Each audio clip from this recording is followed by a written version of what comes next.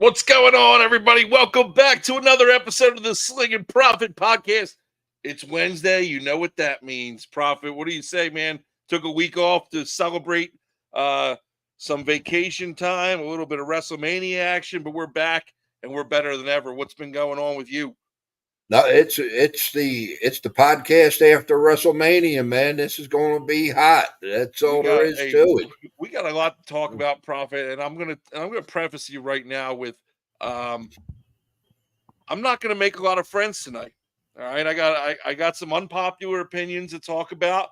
Uh, Forgive me if I'm leaning a weird way tonight. I actually got it's a little warm up here in New Jersey, so it's about 70 76, 77. I got a fan set up on my table and I was getting feedback from the microphone being so close to the fan, so I had to move the microphone to the other side of my table. Long story short, I'm leaning one way, I'm talking the other way. It's all it's you all need very weird. you need to trim your beard. Your hairs are blowing in the wind there. Well, what, you can hear it in the microphone? No, I can see them. They're flapping. Oh, you can see them. Well, we had 2 weeks off, Prophet. Did you do anything exciting over the spring break or what? Did you get a spring Man, break at your age or what? yeah, yes and no. Okay, I mean, I still got my daily responsibilities, but over my spring break, I take a few extra jaunts across the mountain to go hit, the casino. I've been on a major roll, which isn't going to stop anytime soon, guys. I'll tell you So what. I needed a casino after going down to Myrtle Beach. It's yeah, it's so disgustingly expensive. I guess it's anywhere you go, but in a everywhere now. tourist resort, it's so bad. It didn't make it unenjoyable because we had a good time with the family and stuff like that. But I'm sitting there, and don't get me wrong, it was 75 degrees down there. We had a crappy time up here in New Jersey. The weather was terrible up here in New Jersey, so I was happy to get away with that. It was 50, 40s, rain every day in New Jersey. It was 75 degrees and sunny, overcast, slightly overcast down in Myrtle Beach. So I'm not complaining about that. But it's not like we were spending all day at the beach. We weren't it wasn't warm by any means. There was a 30-mile-an-hour wind coming off the ocean. All we could really do is hang out at the pool. And, the water's heated. The girls loved it. But, dude, I don't hang out at the pool. I don't take off my shirt. Do you see this body? I reserve this. This temple is for my wife's eyes only. Only. That's for my wife's eyes only. She's the only one that gets to witness this sexiness, okay? So I'm not showing off my body at the beach. I'm sitting at the bar. And luckily, we had a nice weekend. It was the first weekend that they opened the beach or the poolside bar. So I sat at the bar and Prophet, I'm telling you, I didn't have maybe 4 or 5 drinks. I'm not even going to sit here and lie to you. I had maybe 5 drinks, and they hand me my tab, and it's like $138. And I'm like, I said, "Can you charge it to the room?" They said, "Yeah, but it's still going to your credit card." I said, "Holy crap!" I was spending What were you drinking? 14. Mules? Yeah, I was spending $18 and upwards of on drinks, and you go out, luckily we had a suite, from Laura's dad, my wife's dad, who hooked us up, and thanks a lot for that. But it was beautiful. But we had our own kitchen, so we went out grocery shopping to Walmart, and we made it a point like, hey, we're just going to eat out one meal a day. So if we went out to dinner that night, we had breakfast in as a family, we had lunch in as a family, vice versa. If we went out to breakfast, then we had dinner as a family, and that was a way to kind of cut costs. But I'll tell you what, man, for 4 or 5 days we were there, and we didn't do a whole hell of a lot. We just kind of hung out and took a load off. We spent a lot of friggin' money, and it was just kind of disturbing to think, like, dude, how do people afford to do this every year or twice a year or whatever people go on vacation? Like, it was our first family vacation in I don't know how long, just us, Yeah, it's not just Myrtle though; it's everywhere. I mean, like when we were out in Vegas last month, it's the same thing. I mean, you go to a hamburger joint in the casino, and you got a $60 bill for two burgers and some fries. It's Yeah. Yeah, I it's mean, pretty wild. And I want to talk about prices later as we get into the show about some other stuff. But Yeah, we had a good time, and it's good to get back into it. We're back to reality now. It's the weather's kind of turning here in Jersey a little bit. I'm getting the football itch again. I'm getting my stuff ready for my football meetings and all that stuff. Football season's right around the corner for us up here in New Jersey. We're about to start practice um, June 10th, so it's actually exactly 2 months from today. We're about to start our summer workout. So starting to get that itch. After the season ends, it's always like there's a lull where you're like, dude, I just want to relax. I don't really want to do anything. But now, now's the time where it starts coming back to you and we start getting into it. And I promise you that we will touch on some football stuff tonight. It's not going to be a whole lot of NFL stuff, but we will be coming back next week with Next our week. mock draft, or at least the first half of the mock draft. We'll talk about that. We'll talk about that in depth. We got a lot of other stuff to talk about tonight, and we're going to dive right into it. What do you think, Prophet? Let's have at it, man. Yeah, man. Here we go. Let me see if I can remember how to do Let this. me let me just Yeah. preface. Let me preface that I did no homework today, with the exception of making my picks. So everything I'm saying tonight is going to be winging it. So, Well, I don't know if the people like that, Prophet. They want to know that you did your homework, man. So you well, keep for that to the yourself. You important stuff, keep that to yourself next time.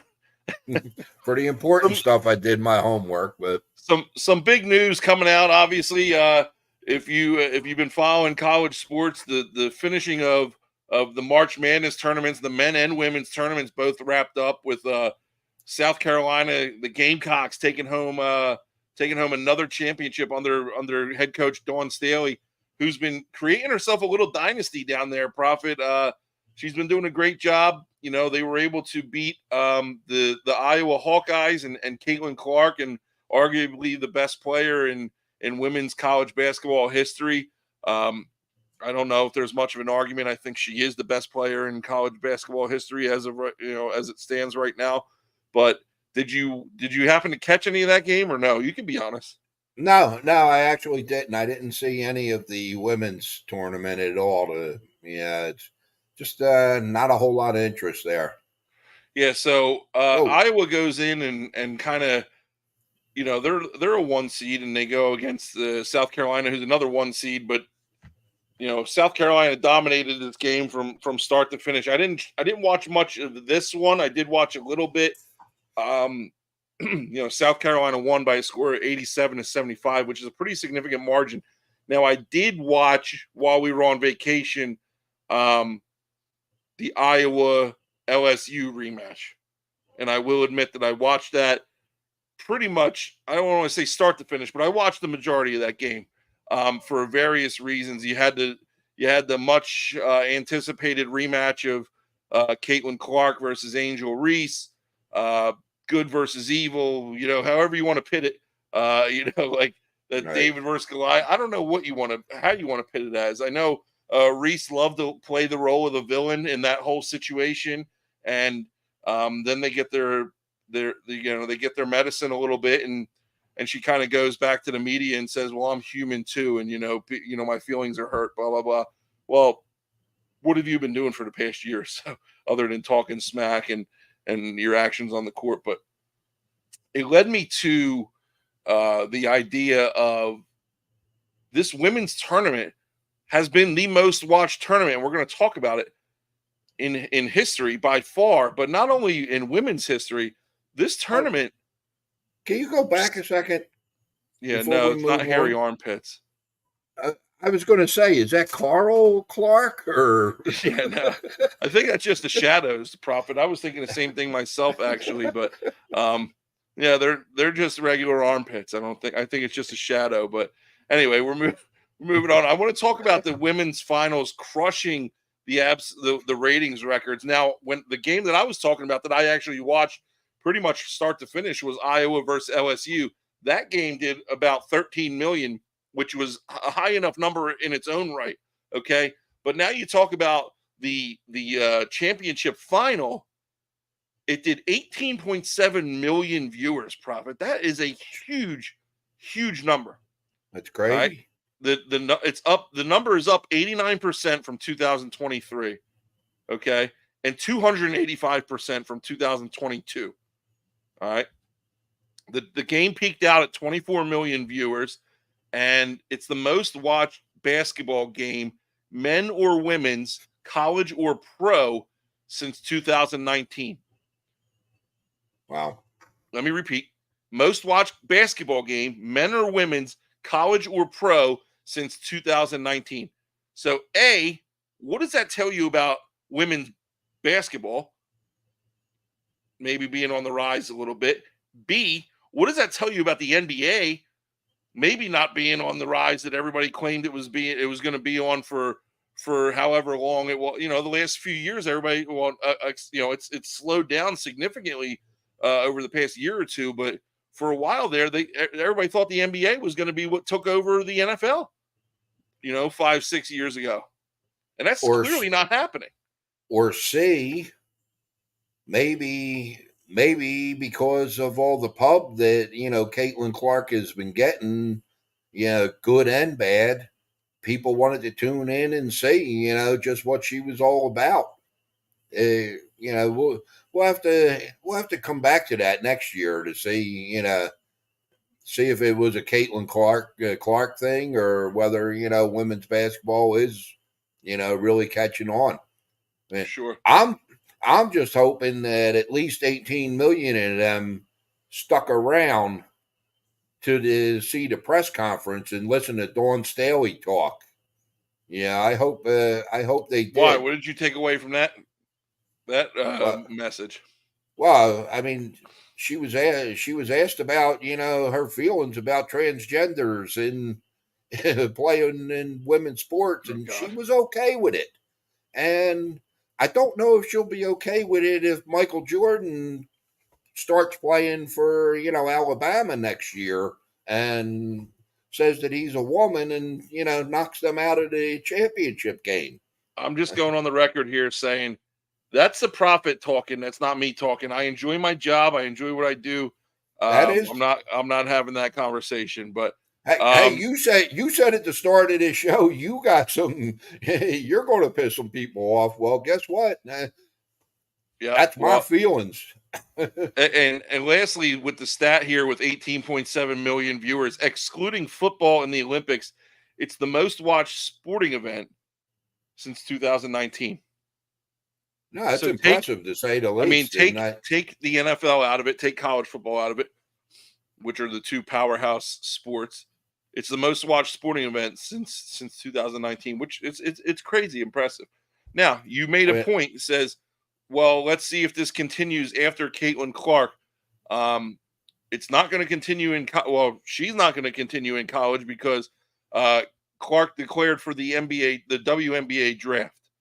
Okay, which doesn't totally make sense to me because um, you go to the WNBA, you're not going to be making as much money as you're probably making in college, which is profit. How crazy is that crazy to say? to hear How that. crazy is that To hear to that. even That's utter those uh, words?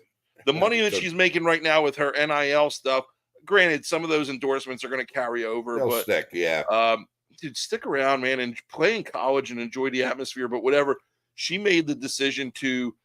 She's declared for the WNBA draft, and she's going to, move on with her career. Her, Angel Reese, she will be moving on to the WNBA draft too. I'm sorry, I'm reading this comment. Larry says it was all Clark. Those numbers will not continue next year. Here's my question, Larry, and this is what I'm kind of getting into. Does this carry over into To the a NBA. ratings increase for the WNBA, I which don't think hasn't so. happened in a long time? The WNBA hasn't been relevant since it's been around, and I'm sorry, and I will, go on record saying that it's just not a watched sport. It's not good basketball. Right, I and it mean, hasn't been, but now right. with Reese One going to person the ain't going to. well, that's I you don't don't think know one though person's because going to she's change got that, though. no because between her and Angel Reese, between Caitlin Clark and Angel Reese, you kind of got that. I don't know if you remember a few years ago, like you kind of got that Carly Lloyd U.S. national women's soccer team kind of cult following there, where these little girls across the country and everybody who looks up to uh, these players, they're going to follow them for the rest of their career, and they're going to tune into the games, and they're gonna, go to the arenas and pay for tickets and stuff like that. And Jeff checks in here. If it does cause a ratings increase, it'll be short lived. I agree with that statement. Again, I think it'll be interesting to see because, like I said, I'm under the impression of this is almost like and I don't want to say a cult, but a cult following. All right, you got the support of all the little girls who are playing basketball now who want to be like Caitlin Clark, just like all the little girls who were playing soccer who wanted to be like Carly Lloyd. 5, 6, 8 years ago, whatever it was. Like it just brought new eyes to the sport, and it brought new life to the sport. So I'm kind of curious to see how that's going to play out as they make the Well, transition. well, I think Transition to these people. WNBA profit, not the transition in their private Yeah, life. no, I get it. The hairy armpits and all. I got you. Um, but I think if she goes into the pros next year and she's throwing in 30 a game, I mean, she's going to continue with that following. I mean, she goes there and yeah, she's dumping 17, 18 a night. I don't know that it's going to last. And like I said, I agree with Jeff's statement that I don't think it's going to be a long-term thing because Yeah, again, it's just not a good product. I've watched when they first came out, and probably as recently as 8 years ago, I watched a game, and it wasn't good then, and so I haven't watched one since. I have no interest whatsoever in it. now, um, one person who is notorious with the WNBA, and this is the last I'm going to touch on it with this topic, but I do want to touch on this because I think this whole situation was kind of bush league. A notorious name with women's basketball in history is who? Off the top of your head, can you name one? Maybe two? Mm. Dawn Staley, yeah, Yeah, no, I think there's uh, two that you would be able to name off the top of your head. No, one more Italian name, Diana Taurasi. Ring a wasn't bell she to an you? MMA fighter? No, she was a UConn. She played at UConn. Blah blah blah. Set all these records. I believe she's a head coach in the WNBA now. And the reason I mention her name is because Taurasi goes on record and does an interview about Caitlin Clark and has this to say. And I'm not going to share the video, but I will share the quote. All right, Taurasi is all everything from women's basketball. She says, you look superhuman playing against some 18-year-olds, but you're going to come play with grown women that have been playing professional basketball for a long time." What the hell kind of support system is that, Prophet? What uh, kind of support is that from one of, and I got to look her up. Is she a coach welcome, or is she still a player? welcome to our leg. Yeah, I said it too last show. Okay, she plays. These She people, still plays for the Phoenix Mercury. She's 41 years old. God bless her. She's had a great long career. But what the hell are you doing, Tarasi? When you they're have, haters. yeah, can you be happy for anybody else? Is the question. Because you have the best female college basketball player in history who's made more money than your entire league combined this year and who's got more fans than your entire league combined, and she's coming to your league and you're threatening her. Oh, Well, you could look real good against kids, but we're professionals and you're going to come play against a professional. Isn't that every league? Isn't that every well, league? yeah, exactly. You come from a Diana Taurasi and Dawn Staley, did they not leave college and go into the WNBA as correct. rookies?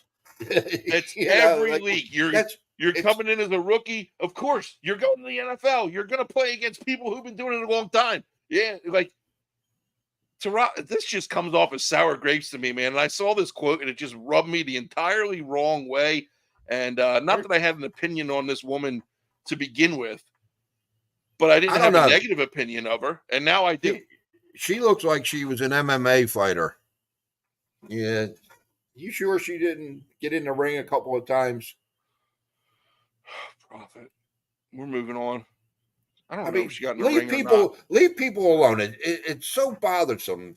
Like, and I apologize for doing that because I just did what I absolutely hate. These Nobody can be happy for anybody anymore. It's like, okay, let's wait and see.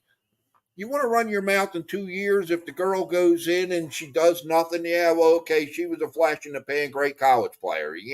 But come on, just shut your mouth and welcome the girl into the league and, go move forward. She might even be your teammate next year. Right. That's the thing. Who knows where she winds up? Right. I don't know who's good in the WNBA, like who's got first pick. I don't even know when the draft is or I had read something today where they said Indiana, I guess Indiana has a team that Indiana is going to be getting Caitlin Clark, but I don't know. Do they have a lottery like I the have no idea. NBA? I couldn't tell you. I don't I know just I either. just noted that I had to talk about this because this rubbed me the wrong way, man. This isn't how you um it's not good business.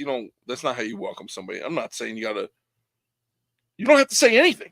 You literally don't have to say anything. Right, You're just a exactly. player. You know? And Shut your then mouth. there was the one girl last week that was saying, oh, if the girl from UConn wasn't hurt for the last 2 years, didn't get hurt so much, nobody would even be talking about Caitlin Clark.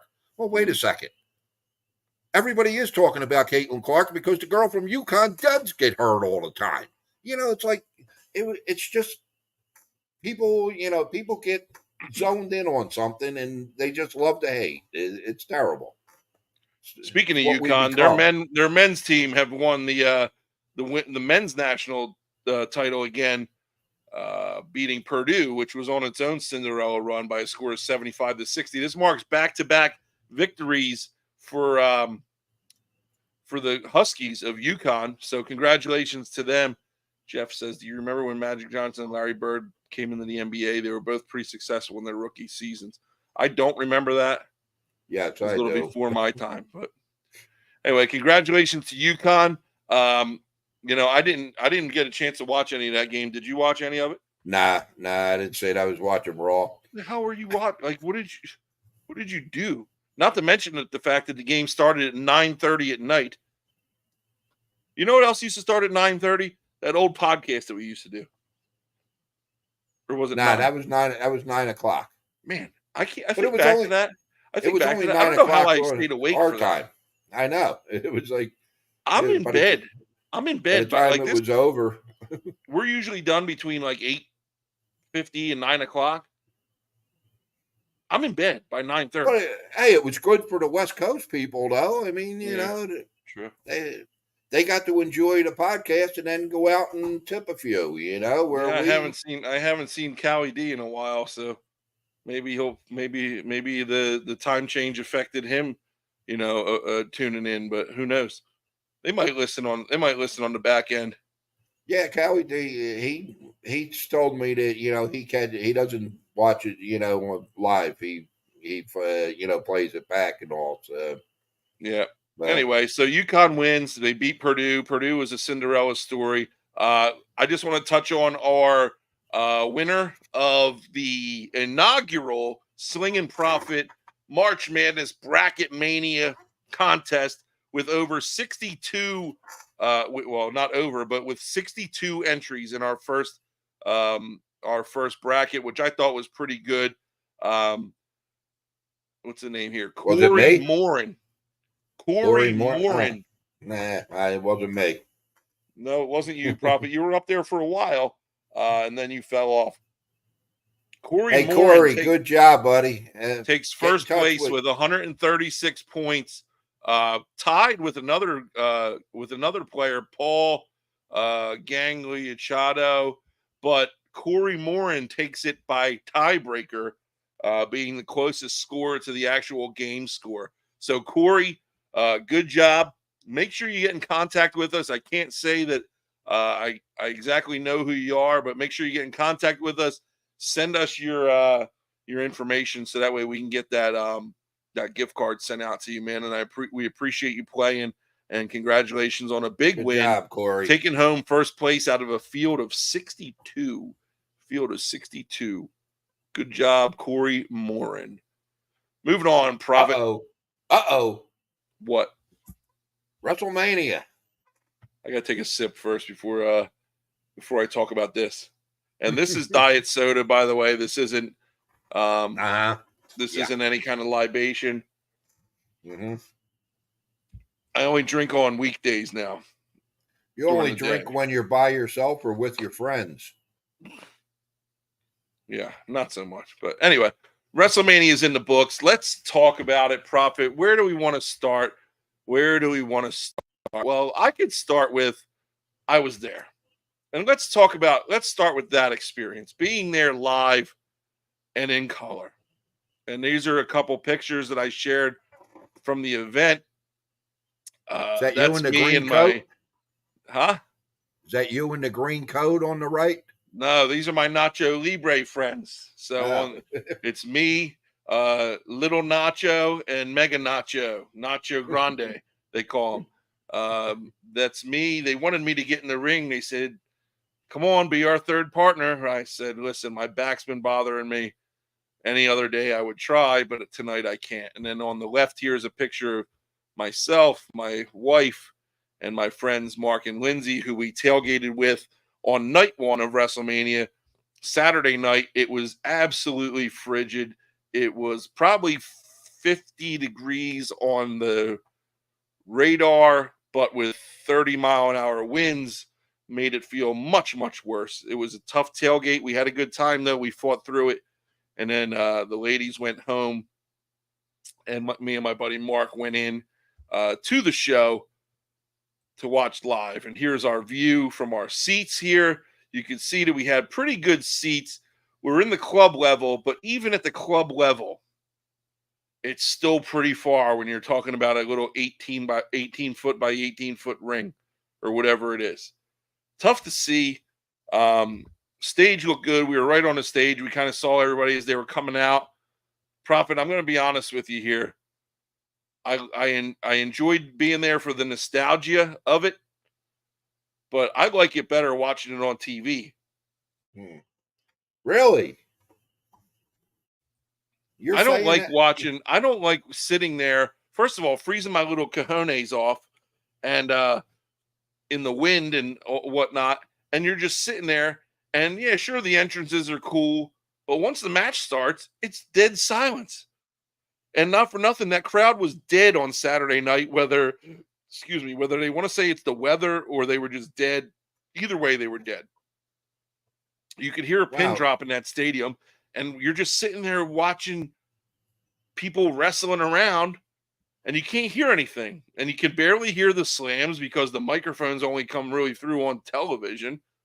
So unless it's a huge slam, there's not even any noise from the ring. It just, I was like, man, I don't think I could do this another night. Like, it was cool for one night. We got to see a lot of people. We got to see The Rock and, Cody Rhodes and Roman Reigns and you name it, blah, blah, blah. It was good for that factor. But we wound up selling our tickets for the second night. We sold our tickets. We had tickets. We had tickets for both nights. We wound up selling them for Sunday night. We made a little bit of money off of them. So, I can't complain there. I was able to enjoy Sunday night from the comfort of my own home, my own bed. And as soon as the last match was over on Sunday, boom, turned the TV off, rolled over and went to sleep. It was beautiful. We left Saturday, and we talked about it on the show. Oh my God, Larry. See, this is foreshadowing. First, let me say this. Samantha is the GOAT of announcers. You're trying to get under my skin right now, Larry, but we'll talk about that in a little bit. What was I talking? What was I got distracted. We left because we talked about it before on the show, Prophet, how you always make us leave early from all these events, right? You can't leave early from a wrestling show. No, you can't. But you didn't go back the second night. But we didn't go back the second night. Prophet, we got to our car at 11:40 p.m. in the parking lot. I did not move, and I I'm not exaggerating. I did not move 1 inch in my vehicle until 1:07 a.m. So from 11:40 p.m. to 1:07 a.m., we sat there, not moving. I fell asleep a couple times. I dozed off. I said, "You got to be kidding me!" It was awful. Yeah, It was awful.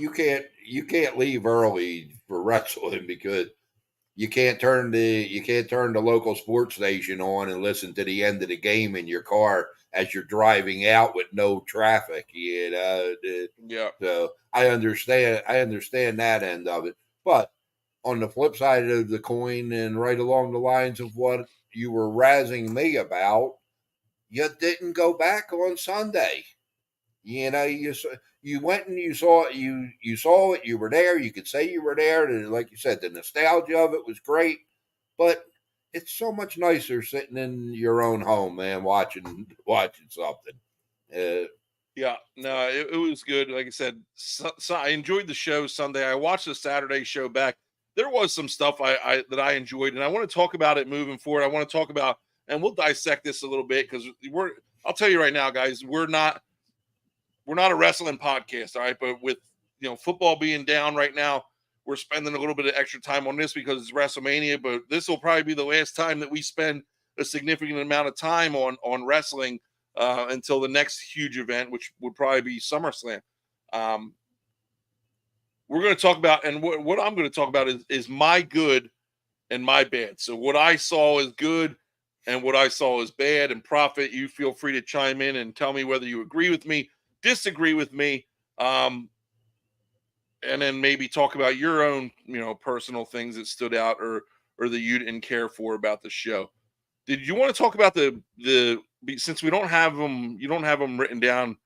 Uh, what were the records for the show or the match picks that me, you, and Larry did? oh, you were 6-4, 6-4. 6-4. Yeah. Yeah, sounds like football season. No, it's actually better than football season. Okay. La- Larry was 7-3, and there's no disgrace. Larry, you lost to the Prophet. I was 9-1 with my picks. Of course, the Prophet Uh, was 9-1 anyway. Let's. and the only one that I lost was one that I can't believe happened. Yeah, was Gunther losing, but Anyway, I, let's we'll talk cut about the. it, and let's talk about my version of the good. All right, and my first good of WrestleMania was Seth Rollins versus Drew McIntyre as a whole. I thought that match was very good. Um, I thought that they put on a good show. Obviously, it was cool to see Drew get his moment, albeit short lived, which is I'll talk about that in a little bit. Um, and Seth went into, I think, some much needed R&R, some downtime, um, with putting on a good show. I think they had a nice match. I think it was physical. I think both of these guys are good workers, and curious to see if they have any future moving forward. I'm sure that this could come back at some point, and maybe they fire this thing back up again. But what did you think about this match? Did you like it or no? No, it was I thought it was a real good match. I liked it from start to complete finish. And complete finish obviously being the title changing hands 2 times in 5 minutes. That I like the CM Punk aspect. I think they set that up, which we all knew was going to happen, right? Yeah, and I thought he was going to interfere, physically interfere, and maybe cost Drew the match or I just cost don't think Seth the match. But with the torn yeah, tricep, I don't think he's no, cleared for like that. trip the guy going into the ropes or something. Well, Not he tripped him on the announce table, and well, he did, yeah, you that, know, but not. I give that match, an A+ all the way across the board. damn, A+. I don't know if there was any A+s on the card for me, but it was good. I liked it. I also liked both big time women's matches. I thought the Bailey Io Sky match was good. Love to see Bailey back on top, being the champion. I like Bailey as a baby face a hell of a lot better than I like her as a heel. and I think the fans feel the same way. And I think she enjoys being a baby face better than a heel too. But obviously, I don't know that to be factual or not. But I thought this was a good match, and I'll be the first to admit I don't necessarily love. I'm not still on the women's wrestling bandwagon, but I thought the two big women's matches put on a pretty good show um, this past weekend. What do you think about the Bailey match? No, there. I said it a couple of weeks back. The women, there is some talent in the women's division. There's not a lot, but there is some, and these two, showed that they could go out there and put on a show for sure. And yeah, I was happy for Bailey. You know, I don't know. She got a rough deal, with the damage control thing, and I agree with you. I think she likes being a face more than she does a heel. Yeah, she Well, doesn't she like the came back people from injury booing and her. got kind of thrusted into the whole damage control thing, Right, because she had and that ACL or whatever. But and they didn't have anything to do with her when she came back, so this is what they did with her. But kudos for her, and it was cool. As much as the Eagles fans didn't like it, I'm sure. George Kittle being there, they are friends, Bailey and Kittle. yeah, So, Kittle was so there both nights too, so yeah, they showed him on screen uh, both nights. And that being said, the good also includes Rhea Ripley retaining, which I think we all called that. Um, she's just a dominant force right now in WWE in the women's division. But that was a good match. That match opened up Saturday night, the first night that I was there, and as hard as it was to get into the individual matches, being there live, I was able to follow this one. It was good, solid action from bell to bell. So I enjoyed this. What do you think about this one? now I actually think it was the only real good match on Saturday night. I didn't care for Saturday night's card at all. I mean, it had the potential, but it didn't play out. Ray is a beast, and if somebody is going to hold a belt for a long, long period of time again, it's her. Because there's just nobody that she's got it all. I mean, she's big, she can wrestle. Jade Cargill. I mean, she's a big girl, but right now she's very green in the wrestling ring. So. And I'm sure that's going to be, something that's going to be coming up in the future. But Rhea Ripley is it. She's got it, and she's it. I agree. She's got three tool athlete there. She's fit, she could work, and she could talk. So Right. she's got it going on there. You mentioned this one earlier. I thought this match was. I went back and I didn't get the full effect of this match when I was there, but I went back and watched this one on television or on Peacock. Uh, the next day. I like this match. I really thought this was a solid match. I don't like Sami Zayn. I don't like the fact that he won necessarily. I thought really Gunther could have taken this as long as he wanted it to, but this was a good, solid match, and it was good. It was just good wrestling, man. And you got to give your hats off to these two guys. I know you didn't like the way that played out, and you said that the girls' match was the best match on the card. I think this match is right up there with it, quite frankly. But tell me a bit. I guess you didn't care for this one too much, or what? No, I mean this was an okay match. I actually I wasn't expecting this. And not that I was expecting a squash match. A squash match being where one guy just totally dominate. But I really did think that Gunther was going to dominate this match a little more. Um, I mean, he did dominate most of the match in reality, but Sammy ended up winning in the end. I'm going to have to fire my sources because I had another source tell me today that Gunther's moving to Hollywood for he's taking some time off. I Really? don't know whether he's going to go play with The Rock or what, but yeah, I see but nah, Gunther as being a lifer, like a William Regal type. but no, I mean it was an okay match. I'm not a big Sami Zayn fan either. No, neither am I. I mean, personal reasons, whatever. I don't care for him, but I thought it was a good match. And then lastly, the good borderline great was Sunday night's main event. All right. Sunday night's card in general started off hot from the opening match, and then it kind of cooled off in the middle of the show, but it was still pretty solid.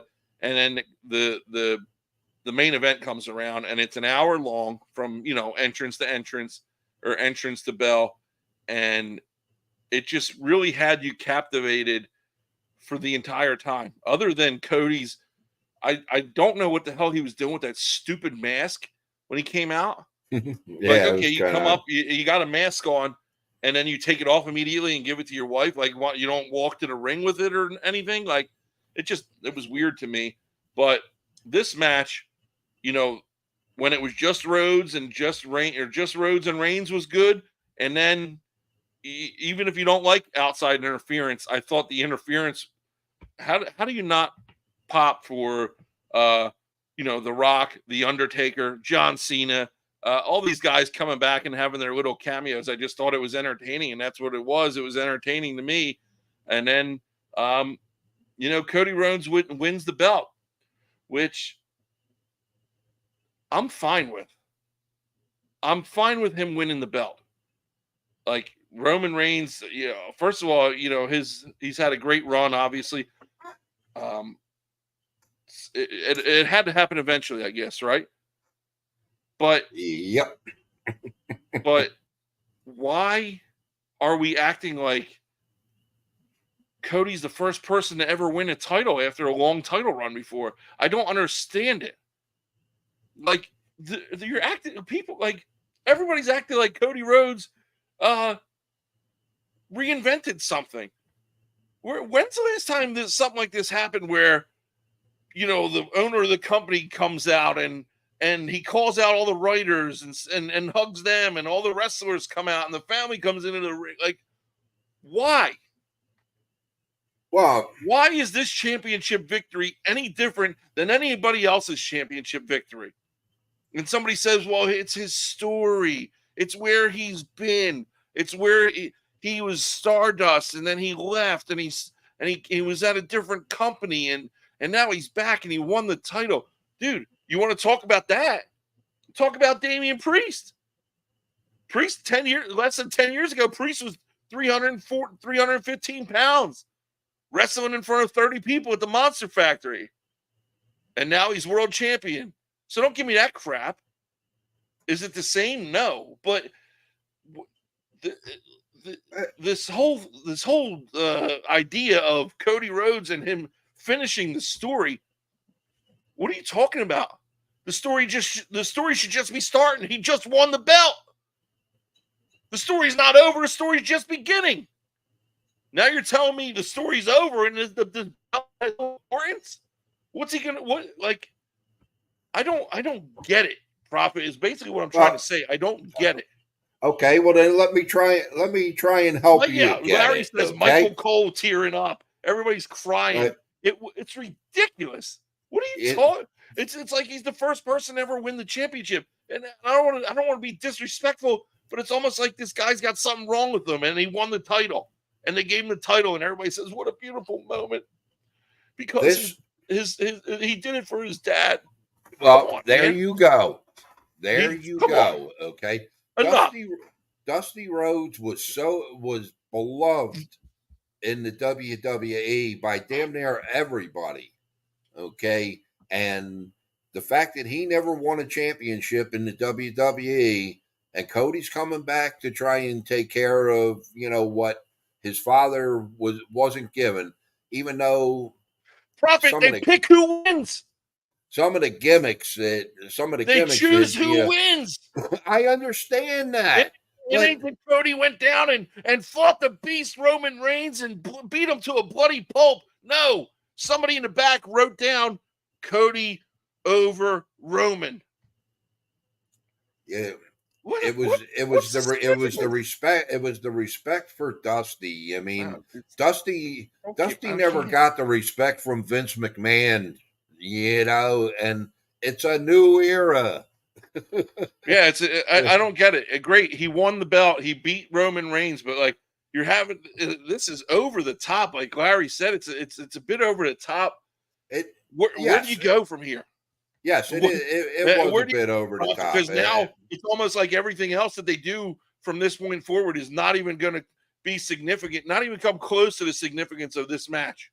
Well, do you think that's what they're? Do you think that's what they're going for? Because I I don't think it's going to be that long before Cody's a heel. Yeah, he got his moment, and I think within the next 3 months, 3 4 months or so, he's going to turn.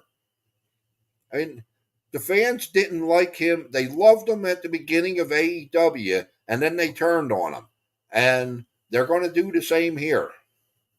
Mark my I'm words. just getting sick and tired of of Cody Rhodes crying every damn promo, and I did it for Dusty, or you did it for Yeah, but Dusty. you You never made your you never dad see a proud. tear. I mean, he's good. It's He can just make his he enough, can enough. he can make Everybody his eyes and the water. Cody crybabies are real because they're the ones crying right along with them. This is stupid. How do you say it's the end of a story when it's not even done? Well, If it's the end of the story, turn the belt over, give it back to Roman Reigns, and let the man run with the friggin' belt, not some little okay. boy. It's the end of that story. Okay, let me. It was a great match. I agree with you.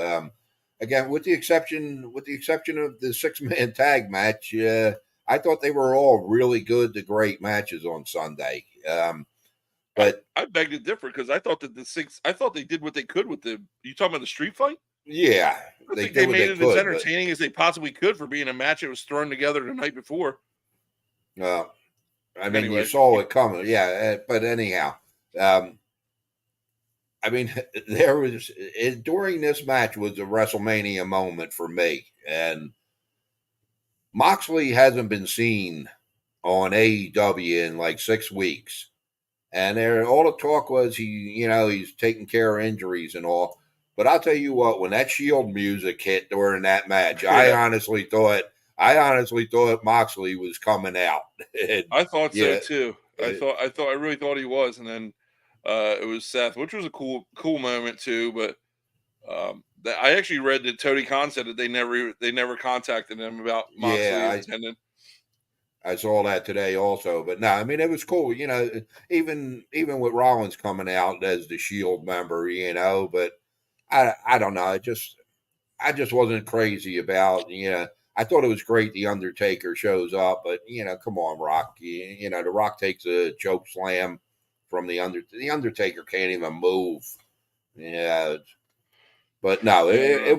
it was fun. It was definitely a fun match, and the ending of it was definitely I over the mean, top for sure. But my buddy Mark, you know Mark. Mark said it was one of, if not the greatest WrestleMania moment of all time, mm, in hey, his opinion. well, that's it. That's why there's vanilla and chocolate, man. Like I said, I thought it was a good. I don't I totally disagree with how you're bashing the hell out of Cody. Was it over I the didn't top? like the Yes, bill. I because I knew this was coming, and I didn't like this going in. I I just know didn't you didn't. understand it, Prophet. I'm fine You with the wanted, title champions, but I'm not fine with you acting like that this is a funeral for the guy and he's some kind of he's on his way out of the world and he's getting a title and good for him. That's how this is well, coming off. It's some kind of charity tour. like I said, you'll see in a few months. Finish my story, my ass. You're 37 years old. Your story's got a long time. Anyway, Uh, that Anywho, was my good Prophet. Now you get to see my bad. I don't have as many bads as I do. My first bad is Priest.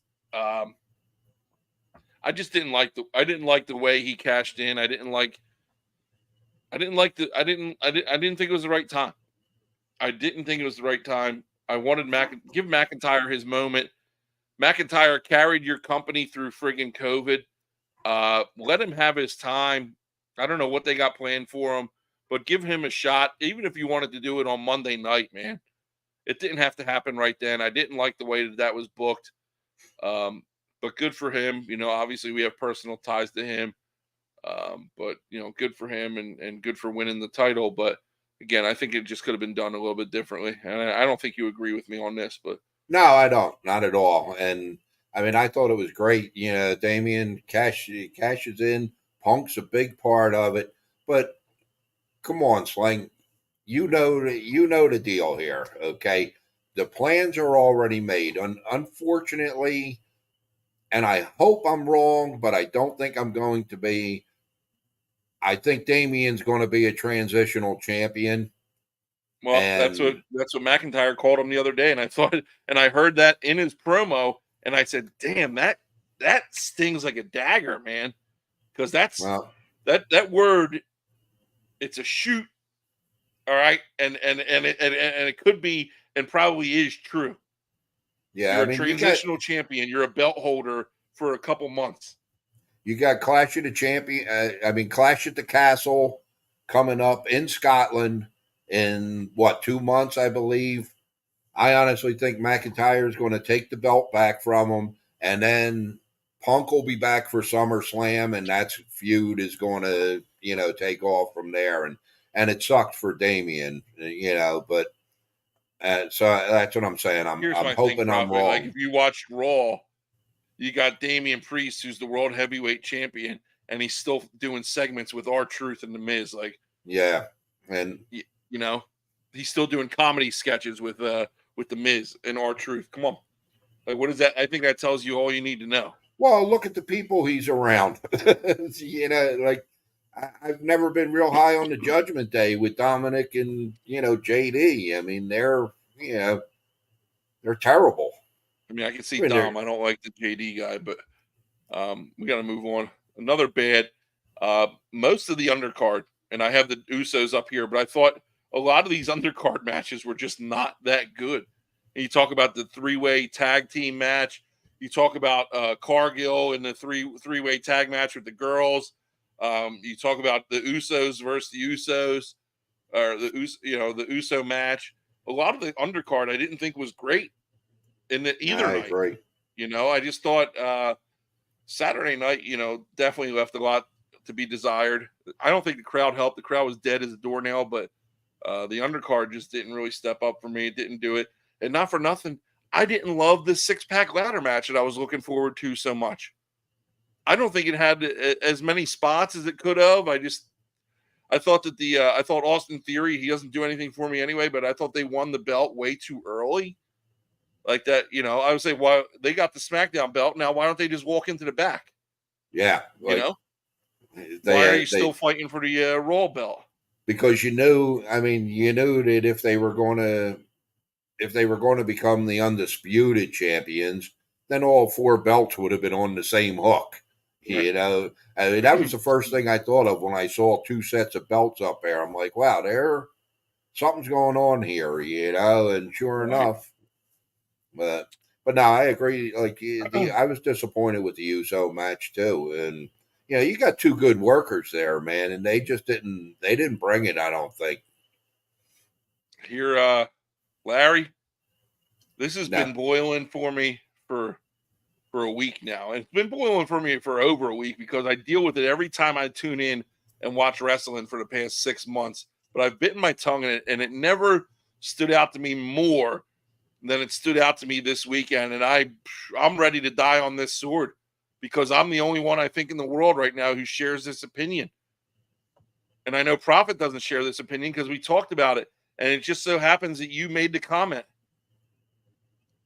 Samantha Irvin, this ring announcer, I cannot stand her. I cannot stand her. The whole weekend, all she would do is try and one up herself with another performance and changing her voice and making mimicking and sounds and like Chelsea Green, like dude, yeah, nobody wants to hear you. I Just do. announce, just announce the friggin' match. Call the people down, say their weight, say their name, and get out of the ring. You're not part of the show. You shouldn't be part of the show. Stop trying to make yourself part of the show. And I know, dude, I'm not going to send this clip out because it'll go viral, and I don't really want to go viral for this. But I'm so in the minority because I've seen nothing but people putting her over and saying what a great job she did. And dude, She I don't need to did. hear I don't need to hear the ring announcer crying at the end of the Cody Rhodes match because she's so overcome with emotion. Come on. This is what I'm That talking about, Prophet. This girl that couldn't was even announce his name because she's friggin' crying that was at the good end of a stuff, man. match. Although That was I'm sure she doesn't know the ending. But that come was on, that was I good stuff, and no. yeah, yeah, it was. You know, if I don't know whether she can sing or not, but I if think she she could, can. She's a singer. if she can sing and she does a better rendition of the national anthem, I'm going to have to put her up there with Lillian Garcia. Man, she's that good. Yeah, I don't know if you Put her up remember there. Lillian People, Garcia. I remember her. People were already. People were already saying that she's putting Lillian to sleep. Well, I don't. I'm not saying that, but yeah, if she can I sing just the like, dude, national anthem I better, didn't need it. I didn't need it. I don't need to hear you, uh, like, dude. It's like every match you're trying to outdo yourself, and it was just you're like a referee. You're there. You don't need to be noticed. Okay, nobody wants to notice you. okay. Well, Okay, let me share with the viewers my little story that okay, when we got on before the show tonight and I asked you, I said, what's the bad with the ring announcer and all? And you explained it to me. I told you, me and my grandson, every Monday, Tuesday, Wednesday, and Friday night, we sit down and we watch wrestling together. Okay. And last night we sat down and we were watching NXT, and the girl that does the announcing for NXT, announced the two combatants coming in and all, and we looked at each other and we said, "Man, she ain't the." I didn't know her name. She ain't the one from WrestleMania by no means. Yeah, yeah, she was because she terrible didn't in do anything to get comparison. herself friggin' noticed, right? One, two, three, look Right. at me. That's what this girl did, and I Nah, again, I'm nah. the only person that I've seen so far that didn't like it, but I do not like it, man. She reminds me, and we talked about it before when we had Molyneux on a couple weeks ago. She reminds me of friggin' Aubrey Edwards from AEW, the girl referee, overselling everything and with every punch and every hit, Yeah, making but all these emotions. Like, dude, I don't need to see it. That's Just during the match though, oh okay? my, That's excuse me. different. This is, before the match and then she sits down and she knows And she then knows great, her yeah, role. right. And then She knows her role. she goes and she cries and Cody Hey, Rhodes. that was an emotional time, man. Get the hell Cody out of finished the here. story Get for his out of dad. here. Stop, will I you? can't deal with her. Oh, look, another Cody crybaby checking in. Samantha's amazing. Yeah, I bet you would say that. I agree. Just like you said that Cody Rhodes this is the best WrestleMania moment in history. You guys are delusional. What are we talking about here? You Well, the woman's I don't got a know. job to do, and she can't even announce Cody Rhodes' name at the end of the match because she's friggin' She was crying. broken up. Oh my god, broken up over Yeah. something that And somebody else decides the verdict to. Give And me a break. how do you know that she didn't see Ricochet in the back with kissing one of the other girls Maybe before the she did. show? I don't know. Do You I know, like Buffer? I don't have nothing wrong with Buffer, Larry. Like Buffer used to he like he good, was here's the good. difference between Samantha and Buffer, Larry, okay? I remember Buffer growing up with WCW, he would call the main event. The main event, he would set the stage for the big grand fight, Larry. He wouldn't be setting the stage for friggin' Dink versus Doink and saying, the manliest, the best, the funniest clown in the East Coast, Doink the clown. Like, he wasn't doing it for that. Well, He I'll was give you setting it that. up in main events. That's it. He wasn't friggin' putting over Chad Gable versus JD McDonough, you know? Hey, look, she's doing her job. That's what they tell her to do, and she does it well. That's all No, there they is don't tell to her to it. do that because a couple months ago they had her shut it down. I think when Vince came back for that couple week span that he was back, Yeah, well, and they had to tone it down. that's because Vince couldn't have her. He told her to shut it down. Yeah, That's all. That has nothing to do with Mark says the anything. only announcer better than Samantha was Finkel. She's that Fin- good. You Finkel guys, was good. you guys are freaking delusional, man. Well, that's gonna wrap it up, man. That's gonna wrap Well, it you up know for what? our. You know what? Let me just say I didn't do goods and bads, okay? But I will say one thing. One thing that I was disappointed with this. Two things actually. Okay, with the stuff they put out on Saturday night. Okay, I think it's a travesty that they can't work that Andre the Giant Battle Royal back into WrestleMania. They I did agree. it before when it was only one night. Now it's two nights, and there's just not enough time for the Battle Royal. I mean, it's so unfair to the guys that have to wrestle on Friday night and not be a part of the big show. I totally hate that. No, Mark And says I couldn't agree more, and I agree with you. Before you get to your next point, I do agree with you. But to what you just said, nobody wrestles on that Friday night SmackDown. None of the guys wrestling at Mania are wrestling that no, Friday no, night. So that's right, that's why exactly. they need the battle royal, or they use that battle royal to fill the time, I think. No, I don't know. I mean, you still have enough. You still have enough wrestlers that aren't, that aren't getting. A lot of people don't wrestle on the Monday after either, and that's why they bring the NXT people up. I mean, they just need to find a way to incorporate that back into the main show. And the other thing I don't like, and I cannot stand it, was the Hall of Fame. The way they did this, okay, I thought, it was going to be in maybe the Leah Cora Center there in Philly or something afterwards, but it was right after SmackDown on Friday night. You had to sit there for an hour and a half and wait for them to break the ring down, Well, they set the didn't. stage. Yeah, it wasn't. It was like 45 minutes profit, Well, but whatever the case, and then they bring Heyman on first, which was and smart. And well, it was smart in my because opinion. And me and Mark talked about this too. Like, dude, if you don't bring Heyman on until last, it's 1:30 in the morning, and you're not going to have anybody watching. but you You might know what's have going to people happen. walking out after Heyman. You bring him on first, and everybody's going to leave. But guess what? You got your highest 27 million views, your highest rated Hall of Fame speech in history. That's what you wanted. Yeah, but I mean, they got to It's do not something good. with that. They need to do it. They need to do it on Thursday night, I think. But no, it's not good. But I think overall, man, there's no question that wrestling is heading in the right direction under the direction of Triple H.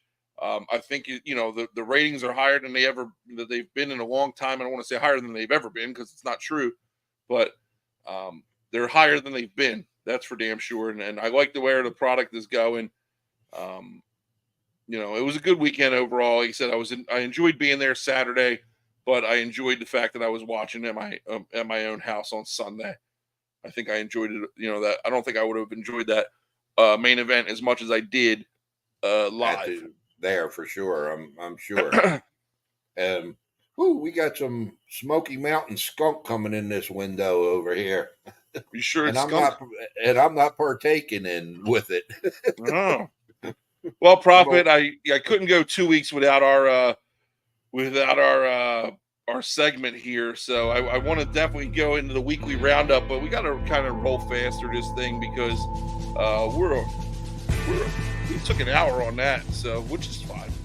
which we knew we would. We had a lot to talk about, from everything from Caitlin Clark to the WNBA to Diana Taurasi, the MMA fighter, to Samantha, the overzealous, over boisterous, pompous ring announcer. But that's just my opinion.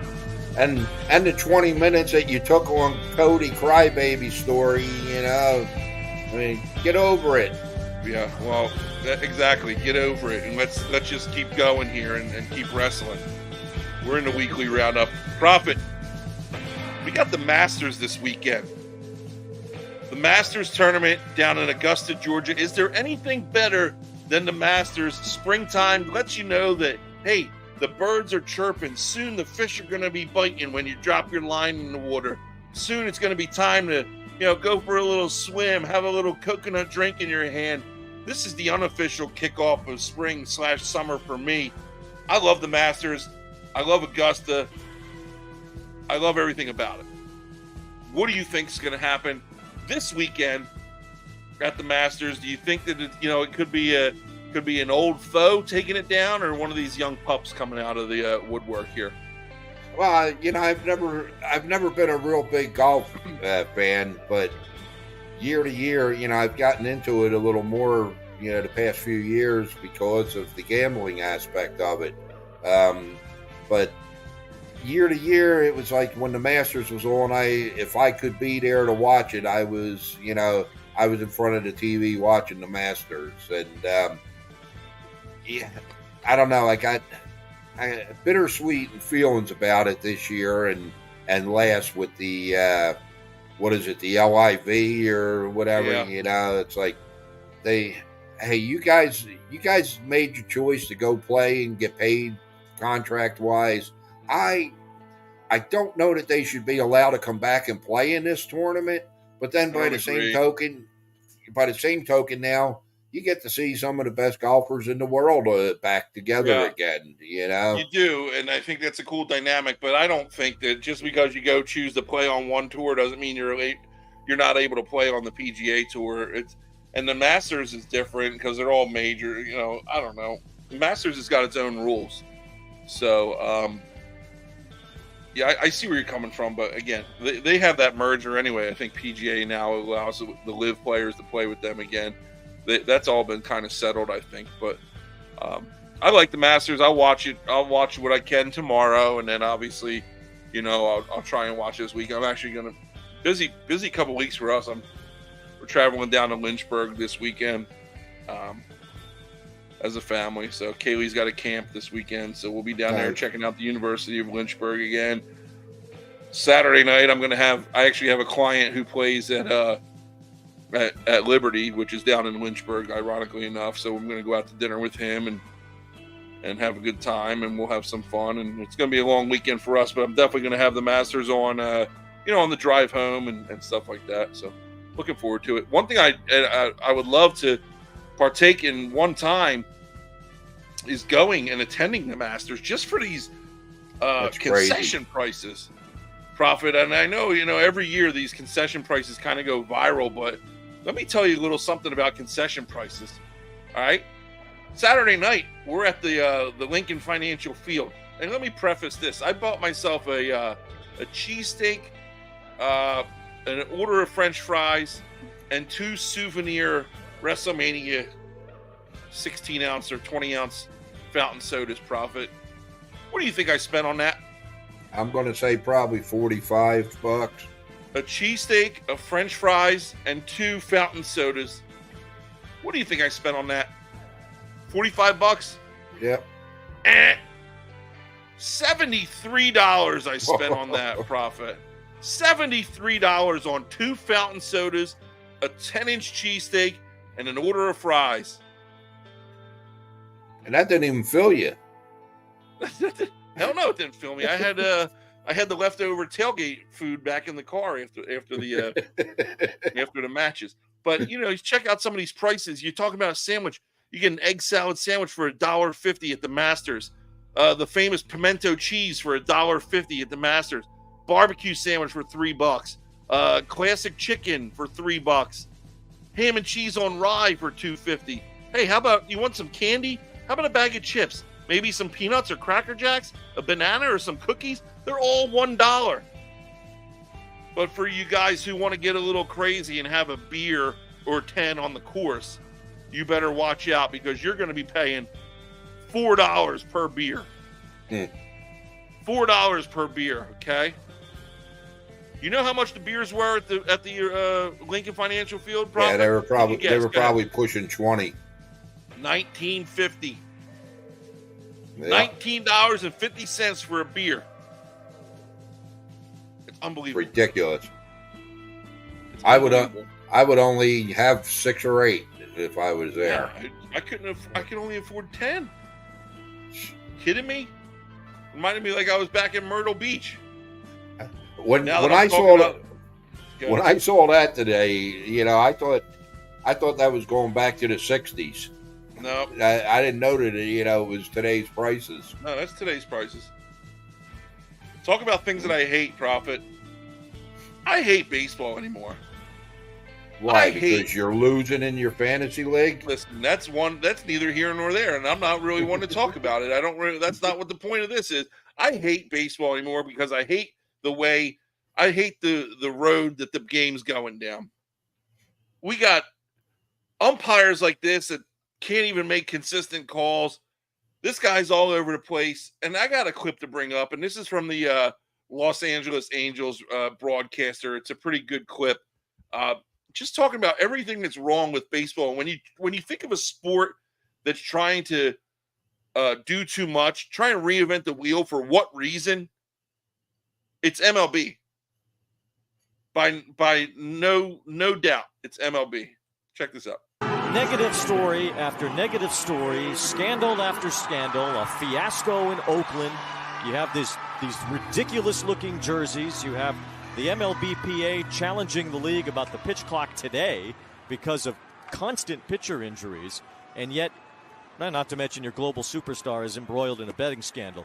But on top of all of that, you have a young player trying to make a name for himself who has come up and reached base safely in every single game that he has played. And the league allows this scoring change to go on to end his streak, kill this story, a positive story that's happening in Major League Baseball. It is an absurdity. Good for that announcer going out and calling out MLB for everything that's going wrong in this organization. You talk about the pitch clock. Baseball's supposed to be a timeless tradition. Baseball's a timeless tradition. You don't want to spend 3.5 hours at the ballpark. Don't go to the game. You got friggin' pitchers' arms popping out of their sockets because they're forced to throw a 95-mile-an-hour fastball every 20 seconds. Is that factor in? Who knows, Prophet?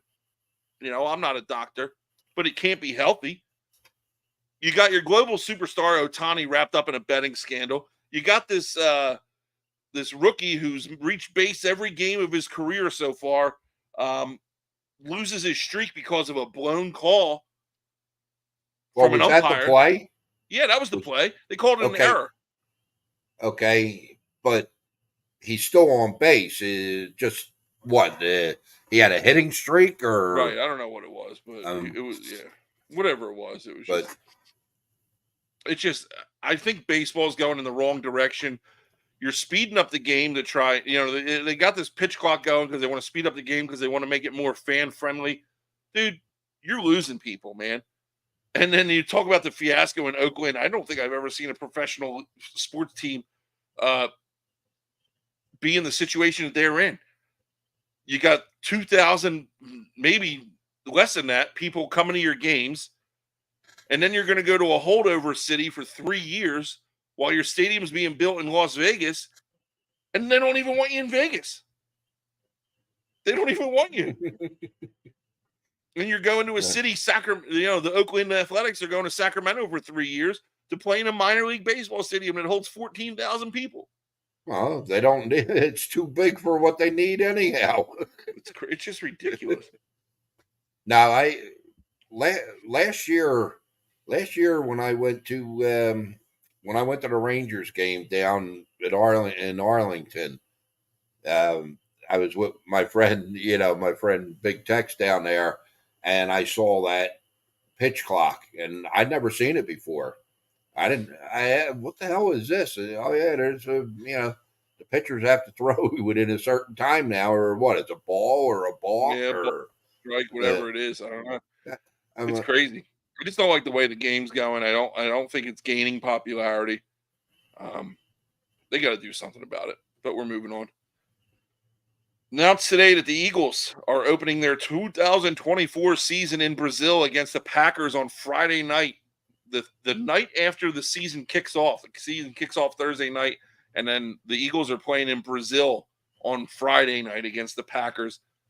I don't know. Like, I get it. The NFL is trying to go global and they do all these expansions, but not only is it the first game of the season, you have so much other stuff that you need to be worrying about as an organization.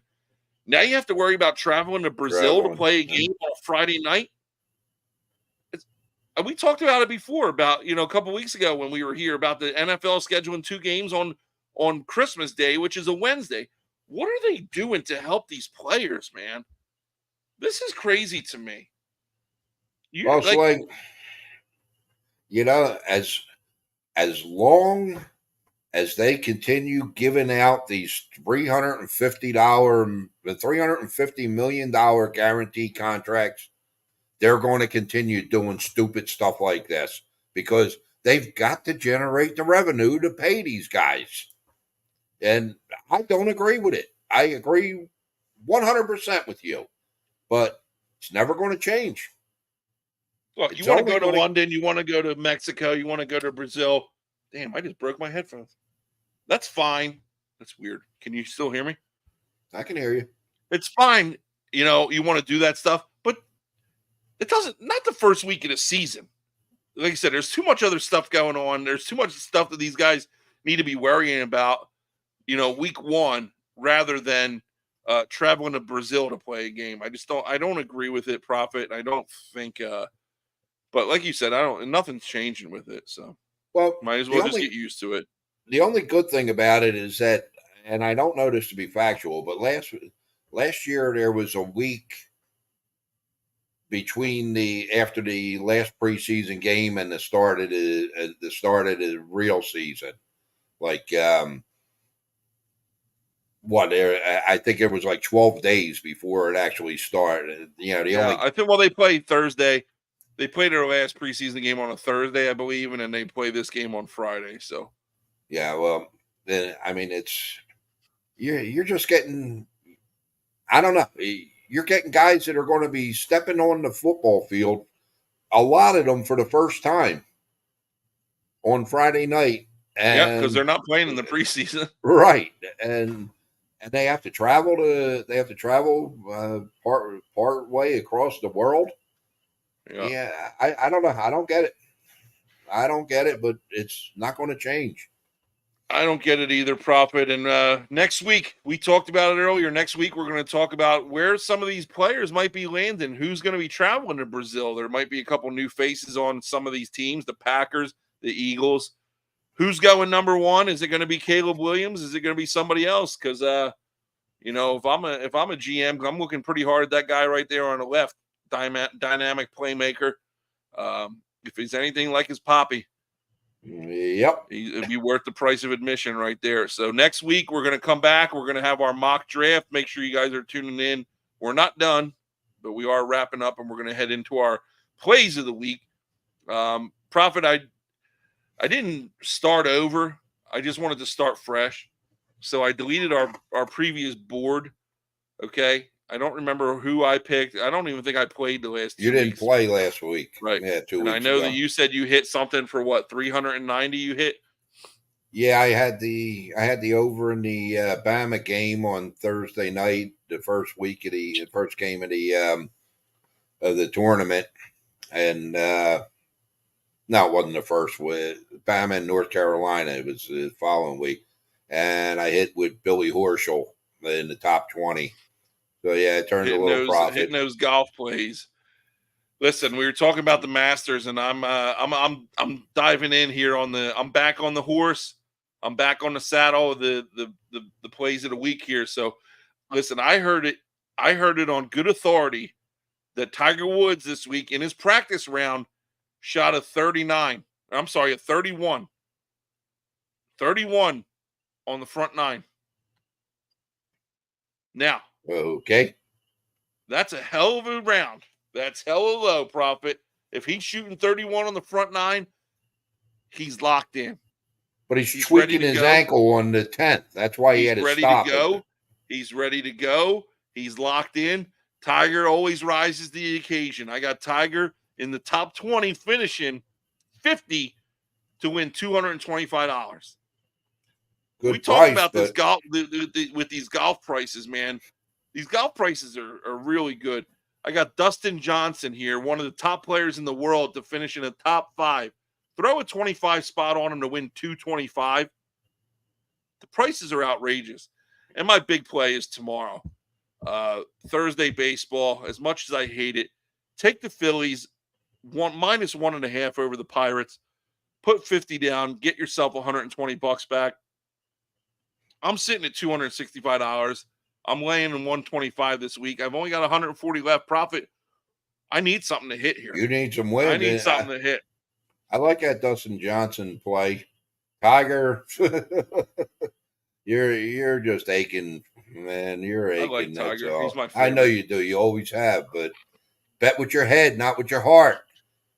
I've been trying to instill that in you for 30 years. Okay. All right. What do you got? I'm real simple tonight.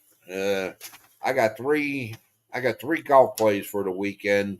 Okay, $100 on each, and I got 100 on John Rahm, who is one of the LIV players, which I completely forgot about him before this morning when I was looking at things. He's one of the best golfers in the world, and I got him in the top 10.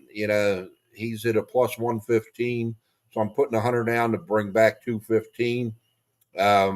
Sam Burns, nice long shot here. I got him in the top 20. He's at a plus 180, so I got 100 to bring back 280. And Corey Connors in the top 20. He's at a plus 175, so 100 to bring back 275. The beautiful thing about this is that all three of these plays can win. Yeah, that's the beautiful thing about golf. When you're playing it, you just don't have to pick the winner. Although I do think that one of the top names are going to win this year, whether it be Scheffler, Rahm. I'm actually pulling for McIlroy to do it this year. If he can get past tomorrow, I think he's going to have a legitimate shot. I got a lot of choices. There's going to be a lot of money put down on this weekend. I can see that. There's a lot. And you got a lot to spend here. You're starting the week with 16-28. So you're making yourself a nice little nest egg there, Profit. Yeah.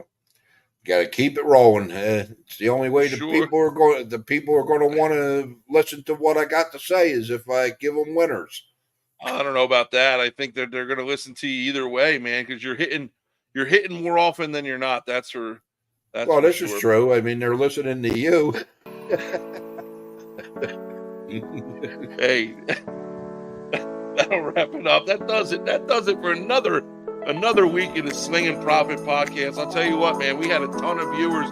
We were up to a good amount of live viewers, a lot of good interaction. It's been steady, man. It's been steady. And we appreciate you guys. We appreciate you guys listening every week. And we're here. Before you know it, draft will be here. Football season will be around the corner. It's time to get into our preseason breakdowns and stuff like that. But Profit, I'm going to bring a little something back that I haven't done in a couple weeks here, and that's on this date. I got a couple good ones for you. Well, I got a couple ones for you. They might not be good or not, but on this date in 1957, the courtroom classic 12 Angry Men was released in the United States. It starred Henry Fonda as a juror who tried to describe others or to convince others that the accused murderer might be innocent. You remember that movie? No, it's a little bit before my time, just a couple years, but I remember Henry Fonda. Yeah. Well, no relation to Samantha, I guess, right? Larry's new favorite ring announcer. And lastly, on this date in 2001, the Netherlands passed a bill permitting euthanasia, the first such national law in the world. I was like, this is kind of weird, but then I thought about it. I'm like, I can see it. Euthanasia? Putting people to sleep? Well, hell, they had to pass a bill to do that? You just put them in a sleep. You just put them in a sleeper hole, man. You put them like this and you wring their neck. It's not legal, Profit. Oh, my headset's off. I can't hear anything. We're out. Hey, join us next week. Sling'n Proffet. Thanks. Have a great night.